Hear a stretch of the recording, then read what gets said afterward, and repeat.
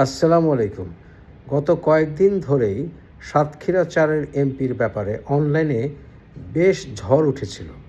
যে সাতক্ষীরা ৪-এর এমপি এবং তার স্ক্যান্ডাল নিয়ে কথাবার্তা হচ্ছিল এবং জামাতকে বেশ তোপের মুখে পড়তে হয়েছিল এবং দেখার ছিল যে জামাত এই বিষয়ে কী পদক্ষেপ নেয়। এও কি আর এক মানবিক বিয়ে ইত্যাদি অজুহাত করা হয় কিনা।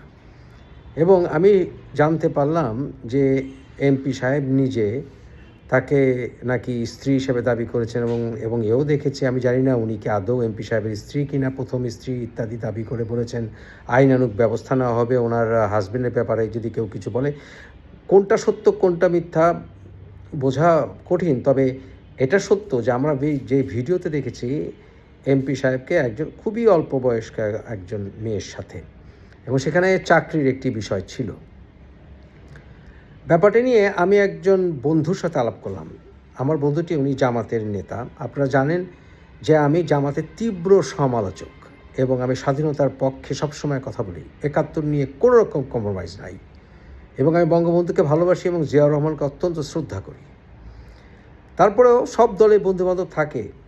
আমার এই বন্ধুটি উনিও জামাত করেন, কিন্তু অত্যন্ত ভদ্রলোক।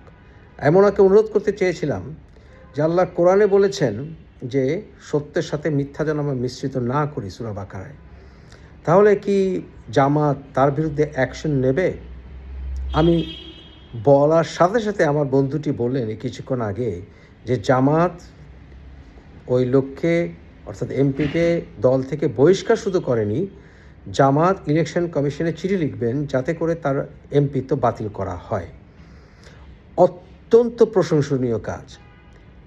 জামাত একটি উদাহরণ সৃষ্টি করলো। বাংলাদেশের ইতিহাসে এরকম উদাহরণ আর খুঁজে পাওয়া যাবে না। এই হচ্ছে একজন প্রকৃত ইসলামিক কাজ, যে সত্যের সাথে মিথ্যা মিশ্রিত করবে না এবং জেনে শুনে সত্য গোপন করবে না এবং কোনো রকম রিসোর্ট এইটা সেটা ওখানে ধরা খেলে মানবিক বউ হিসাবে প্রচার করবে না।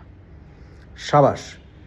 আমার চরম বিরোধী যারা, তারা যদি ভালো কাজ করে, সত্য কথা বলে, আমি তার প্রশংসা করব। জামাত এর প্রশংসা প্রাপ্য।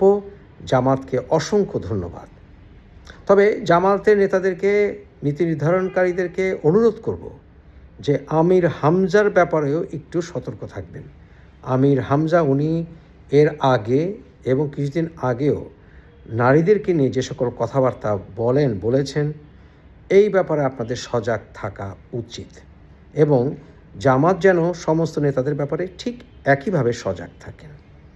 তবে এখানে একটা প্রশ্ন রয়ে যায় যে যাকে ওনারা এমপি মনোনয়ন দিয়েছিলেন সাতক্ষীরা ৪-এর, উনি নেতা হলেন কীভাবে? এই চরিত্র নিয়ে উনি জামাতের নেতা হলেন কীভাবে, বা তাকে উদাহরণ মেনে, তাকে অনুকরণীয় মেনে জামাতের নেতৃত্বে কিভাবে ওই এলাকার মানুষরা এই লোকটিকে নেতা বানিয়ে জামাত করে, এই বিষয়টি ইনভেস্টিগেশন করা দরকার যে তাকে অনুকরণীয় জামাতের ভেতরে কারা কারা মনে করেন।